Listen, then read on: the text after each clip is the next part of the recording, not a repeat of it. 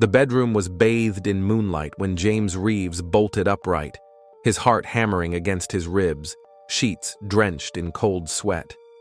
It was always the same nightmare, the explosion, the screams, the searing pain as shrapnel tore through his leg. The faces of his fallen squad members, particularly Lieutenant Rodriguez, who had pushed him away from the main blast, haunted his dreams like persistent ghosts. But before he could even catch his breath, a warm, solid weight pressed against him. Shadow, his German shepherd, nudged his trembling hand, dark eyes filled with concern that no human could match. "It's okay, boy," James whispered, his voice hoarse. "Just the same ghosts, always the same." Shadow whined softly, resting his head on James's lap as if trying to anchor him to reality. This ritual had played out countless nights since their return from overseas. The former Army Ranger and his K-9 partner, both scarred, both struggling to adjust to civilian life in the small town of Pine Creek. Shadow himself carried physical reminders of their last mission, a jagged scar across his flank where he'd taken shrapnel meant for James, and a slight limp that emerged when the weather turned cold. James ran his fingers through Shadow's thick fur, finding comfort in the steady rhythm of the dog's breathing. He glanced at the framed photo on his nightstand, his old unit, all smiles and bravado before the ambush that changed everything. 3 had died that day. 2 others, like James, came home broken in ways visible and invisible. The digital clock read 2:17 a.m. when a flash of light caught his attention. Shadow's head snapped up instantly, ears alert, a low growl rumbling from deep in his chest. "What is it?" James murmured, suddenly fully awake, the soldier in him responding to his partner's alarm. Shadow was already at the window, his growl intensifying, that special sound James had learned to trust with his life on the battlefield. It wasn't the casual alert for a passing raccoon or deer.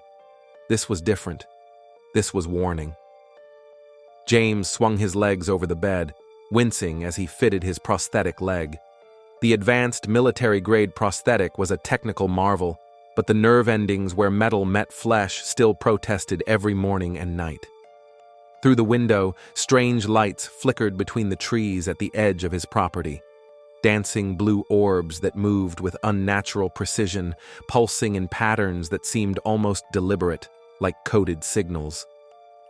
"That's not the neighbors," James muttered, reaching for the drawer beside his bed where he kept his service pistol. His nearest neighbor, Ellie Jenkins, was an elderly widow who lived half a mile down the road and certainly wouldn't be traipsing through his woods at this hour. Shadow's barking grew more urgent, his body tense with alertation, hackles raised in that particular way James recognized from their combat days. James retrieved his phone, hesitating only briefly before opening his messages. He tapped on Sarah's name. Despite the hour, she'd want to know about this. "Unusual activity near my property. Shadow's on high alert. We'll investigate." He pressed send before he could second-guess himself. The prosthetic felt heavier than usual as he pulled on pants and grabbed his tactical vest from the closet, old habits from another life. When he'd bought this isolated cabin on 5 acres of woodland, he'd chosen it for the privacy, the distance from others, the silence. Now those same features felt suddenly ominous. The property bordered national forest land to the east, miles of unpatrolled wilderness. What waited outside in the darkness? Was it connected to the strange events plaguing their small town? As James grabbed his flashlight and service pistol, one thing was certain. This wasn't just another night terror. Something was out there, and Shadow knew it. 2 weeks earlier, James had been sitting on his porch, staring vacantly at the tree line as the evening sun cast long shadows across his modest property. Shadow lay at his feet, ever vigilant, ever present. The doctors at the VA called James's condition PTSD. James simply called it remembering. The nightmares, the hypervigilance, the isolation, all unwanted souvenirs from his 3 tours overseas. He was halfway through his second beer when Dr. Mitchell's words from that morning's therapy session echoed in his mind. Isolation reinforces trauma, James. Connection is the path to healing. Easy for her to say. Civilians didn't understand how the noise of ordinary life could sound like chaos to ears tuned for danger, how casual conversations felt like minefields of potential triggers. The crunch of tires on gravel announced a visitor. Shadow's ears perked up, but he didn't growl, a familiar presence then. The black SUV belonged to Sarah Collins, Pine Creek's sheriff and James's childhood friend. One of the few people who didn't treat him like damaged goods. They'd grown up together, skinned knees and tree houses, before life sent them in different directions, him to the Rangers, her to law enforcement. When he'd returned to Pine Creek 2 years ago, she'd been the only one who looked him in the eye without pity. "You look like hell," Sarah said by way of greeting, climbing the porch steps with a paper bag that smelled of burgers from Joe's diner. Her brown hair was pulled back in its usual practical ponytail, her uniform crisp despite the day's heat. "Always the sweet talker," James replied, the ghost of a smile crossing his face. It had been 3 days since he'd spoken to another human being, not counting the brief exchanges at the VA hospital. Shadow rose to greet her, receiving an affectionate scratch behind his ears. The bond between them had formed quickly after James returned home. Shadow seemed to sense Sarah was an ally in keeping his human safe.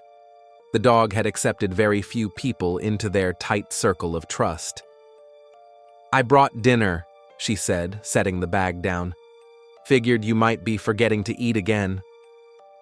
James nodded in thanks, knowing better than to deny it. Sarah didn't waste time on pleasantries. It was one of the things he appreciated about her. She'd seen enough in her own career to understand that sometimes silence was a comfort, not an awkwardness to be filled. "Listen," she continued, her expression turning serious as she settled into the chair beside him. "I didn't just come by for a social call. We've been getting strange reports lately." James raised an eyebrow, taking a bite of the burger she handed him. The familiar taste of Joe's secret sauce, something unchanged from their childhood, provided an unexpected moment of comfort. People seeing lights in the forest at night, unusual sounds. Some campers reported their equipment missing. Others claimed they felt like they were being watched. Sarah leaned forward, lowering her voice despite the fact that they were alone. "Old man Jenkins' hunting dogs refused to go into the East Woods yesterday, completely terrified, and Jenkins swears he saw someone, or something, watching him from the trees. Says it wasn't human." Shadow lifted his head at this, as if he understood every word, his intelligent eyes moving between them. James remembered how the dog had whined strangely the previous night, staring into the darkness beyond the tree line. He'd dismissed it then. "You're not buying into those ridiculous local legends, are you?" James asked, skeptical. Pine Creek had its share of campfire stories. Most small towns did. Tales of strange creatures in the mountains had circulated since their childhood, stories they themselves had giggled over during sleepovers. "You mean the Pine Creek Prowler?" Sarah said with a small smile, referencing the local cryptid that supposedly haunted the mountains. But Rachel Chen from the ranger station reported unauthorized vehicle tracks near the old mining area. And Mike from the general store says 3 different hikers have come in this week buying replacement gear, claiming theirs disappeared from their campsites during the night. Sarah sighed, running a hand through her short brown hair. "Of course not. But something's going on, and my deputies are stretched thin with the upcoming festival." She paused, looking at him meaningfully.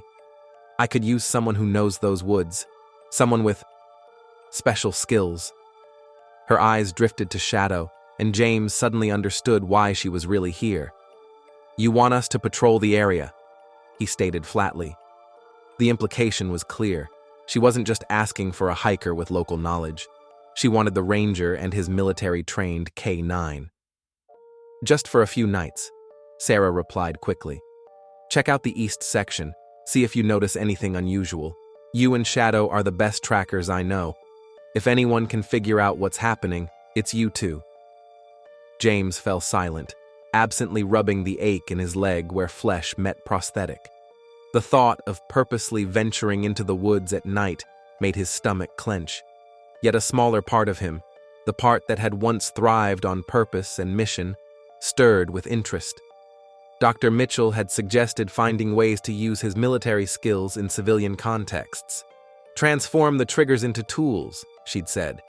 Shadow nudged his hand, dark eyes gazing up with an intensity that seemed to say, "We can do this."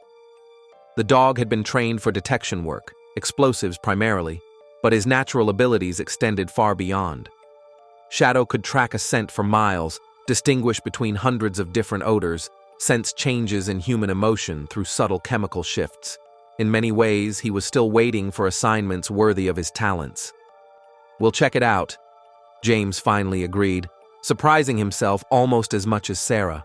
Her relief was palpable. "Thank you. I wouldn't ask if it wasn't important." She handed him a small radio. "Channel 3 connects directly to my phone. Any problems, you call immediately." That night, James pulled out his old gear: tactical vest, night vision monocular, specialized compass. As he checked each item methodically, he felt Shadow watching him, the dog's body language shifting subtly from household pet to working military canine. It was remarkable how they both slipped back into their old roles, muscle memory taking over where conscious thought hesitated. The first 2 nights of patrol revealed nothing unusual, just the normal sounds and movements of forest wildlife. By the 3rd night, James began to wonder if the town's collective imagination had simply run wild.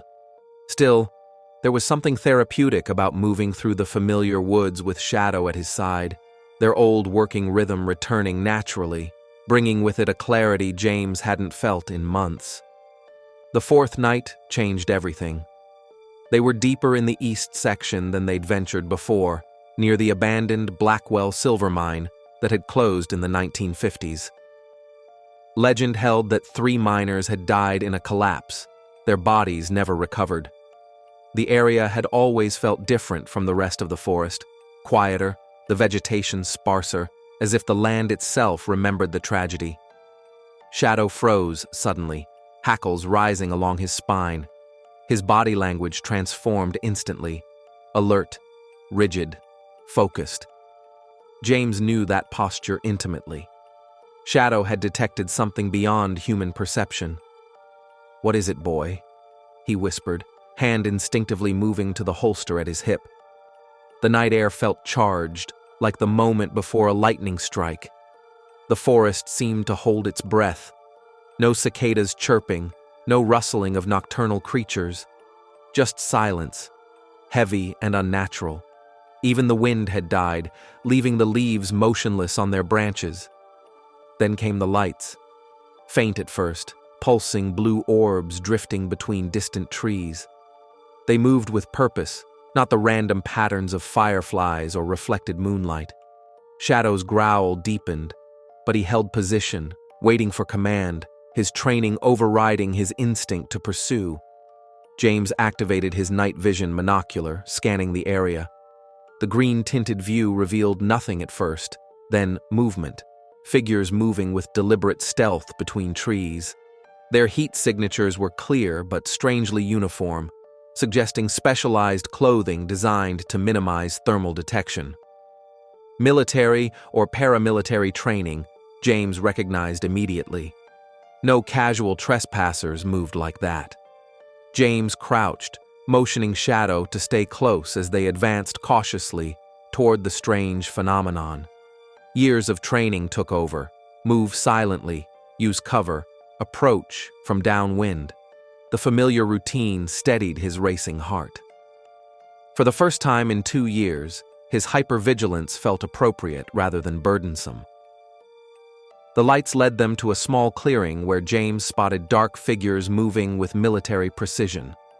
They wore no insignia, no identifying markers, but their movements betrayed professional training. Equipment was scattered around what appeared to be a makeshift research station: monitors, strange devices with antennas, containers with biohazard symbols.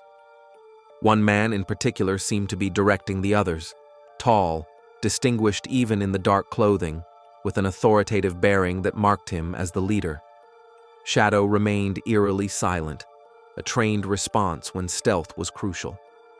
His body vibrated with tension, but he stayed glued to James's side, their old battlefield synchronicity flawlessly restored. James pulled out his phone, carefully documenting what he saw before retreating back into the tree line. Whatever this operation was, it wasn't legal forestry research as the no trespassing signs claimed. Moving in a wide arc around the site, James noted every detail. 6 personnel, military-grade communications equipment, geological surveying tools, and most concerning, what appeared to be drilling equipment being assembled near a small creek that fed into the town's reservoir. His training as a combat engineer helped him identify specialized equipment for soil and water testing, but the unmarked containers and secretive nature of the operation suggested this was no environmental protection study. For the next week, James and Shadow established a surveillance pattern, gathering evidence of the clandestine operation. The pieces slowly came together, unmarked trucks arriving in the middle of the night, strange sounds like drilling or excavation, men in hazmat suits taking soil samples. During daylight reconnaissance, James discovered small monitoring stations hidden throughout the forest, some positioned suspiciously close to water sources. He enlisted help from an old army buddy, Marcus Wilson, now working in environmental science. Marcus analyzed the soil samples James had carefully collected, his findings troubling. These contained chemical markers consistent with industrial waste, heavy metals, synthetic compounds. Someone's testing contamination levels, James, not preventing them. Meanwhile, Sarah had discovered that the land permits filed with the county were registered to a shell company that led back to Nexalon Pharmaceuticals, a corporation with a history of environmental violations in other states. Each piece of evidence painted a darker picture. Sarah's worried face grew graver with each report he delivered. Dark circles under her eyes revealed sleepless nights as she struggled to navigate the politics of a small town where Nexalon had recently promised to build a research facility that would bring much-needed jobs. "This is bigger than Pine Creek," she finally admitted after reviewing his findings. "This looks like some kind of unauthorized environmental testing. Those containers you photographed? They're using chemical markers that could contaminate the groundwater. The town's entire water supply comes from the aquifer under those woods," James realized, the implications sinking in. Pine Creek's pristine water had been a point of local pride for generations. "Sweetest water in 3 counties," his grandfather used to boast. Sarah nodded grimly. "Exactly. I've contacted the EPA and FBI, but they need more evidence before they can move in. We need to know who's behind this and exactly what they're doing." "The leader. I've seen him before," James said suddenly, a memory clicking into place. "There was a town meeting last month about the new research facility. He was introduced as Dr. Lawrence Mercer, Nexalon's head of special projects." Sarah's expression hardened. "Mayor Campbell has been pushing hard for that facility. Campaign contributions, perhaps? This could get politically messy." The mission was clear now. One final night patrol to gather conclusive evidence. James and Shadow prepared meticulously. Extra batteries for the camera, Sarah's deputies positioned at strategic points around the forest perimeter, satellite phone in case the radio was compromised. They even brought along specialized detection papers that would change color in the presence of certain industrial chemicals, something Marcus had provided from his university lab. James felt the familiar pre-mission focus settling in, that clarity of purpose that had been missing since his discharge. Shadow sensed it too, his movements precise and controlled as they geared up. They moved like shadows themselves through the forest they both knew intimately, avoiding the sensor perimeter they'd mapped during previous reconnaissance. As darkness fell, they made their approach. Shadow moved like a shadow himself, his black fur blending into the night. The operation in the clearing had expanded. More equipment, more personnel, a sense of urgency in the air. A large drilling apparatus had been assembled beside the creek, its purpose unclear but ominous. James positioned himself on a small ridge overlooking the site, camera ready. Through his telephoto lens, he could make out Dr.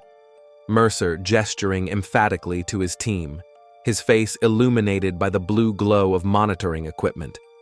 Whatever they were doing, they were accelerating their timeline. James zoomed in on documents spread across a makeshift table, maps of Pine Creek's watershed, chemical formulas, geological surveys marked with injection points. They were so focused on documenting the activity below that neither noticed the sentry until it was almost too late. Shadow's ears twitched a split second before he pressed against James's leg, their silent warning system. James froze, barely breathing as footsteps passed mere feet from their position.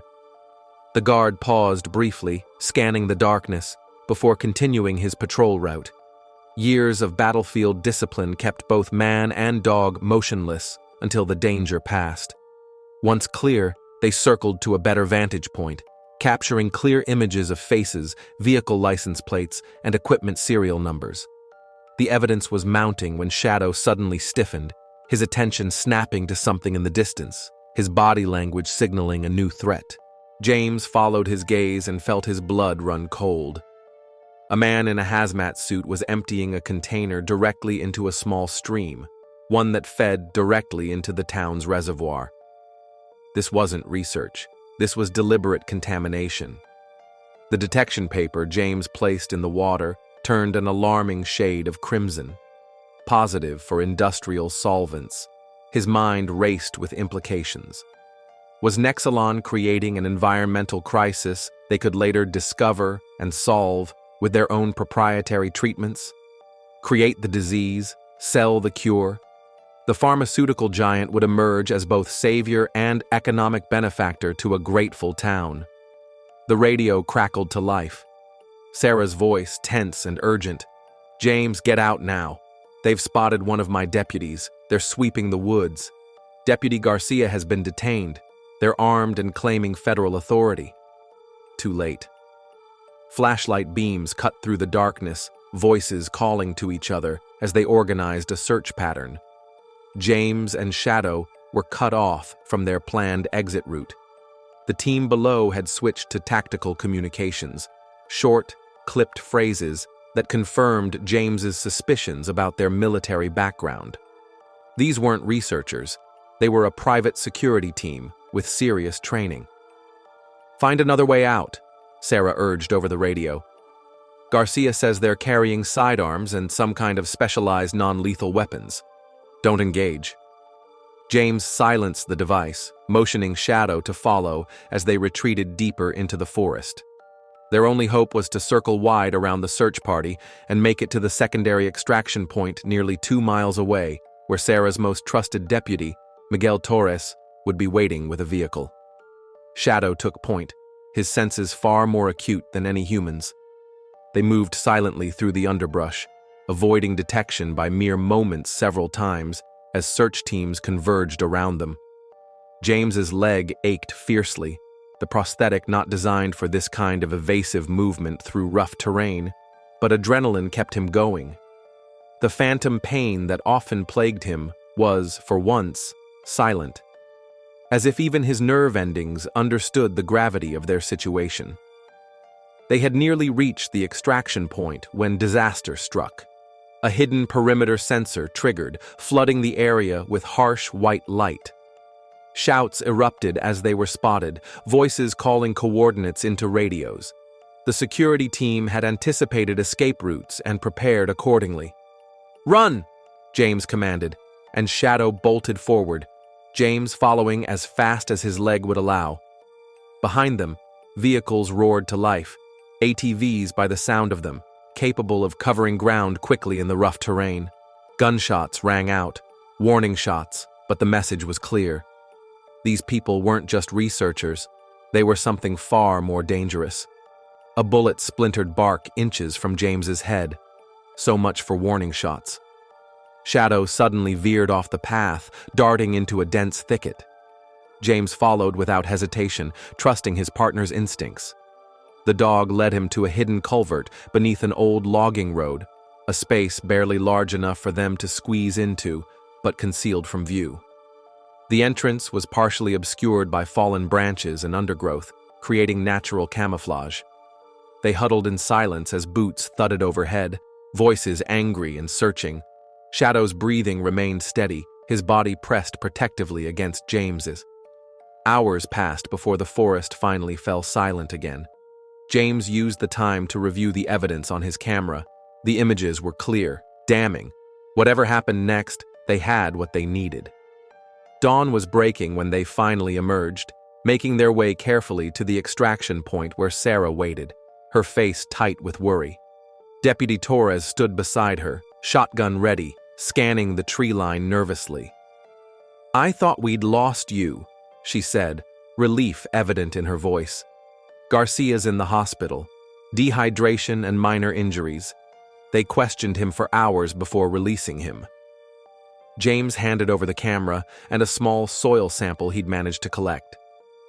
"You need to get this to the federal agents immediately. They're not just testing, they're actively contaminating the water supply. They're creating an environmental disaster they can solve with their new facility." The evidence proved irrefutable. Within 48 hours, federal agents swarmed the forest operation, arresting everyone connected to the illegal dumping. The investigation revealed a pharmaceutical corporation had been using the remote location to dispose of chemical byproducts from their manufacturing, a scheme to avoid millions in proper disposal costs while endangering the entire town.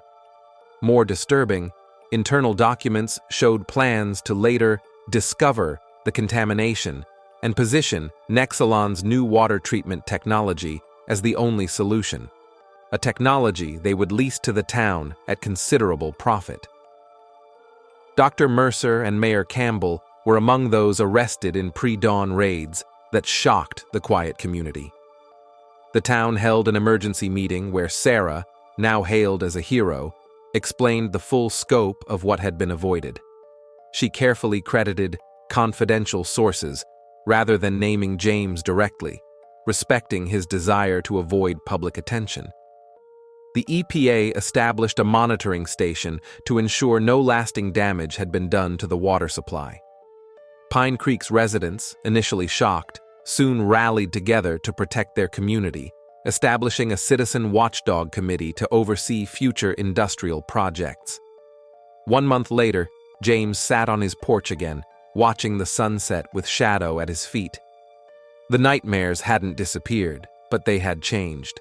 Sometimes now, instead of explosions and pain, he dreamed of moving through quiet forests with Shadow leading the way. Dr. Mitchell had called it progress.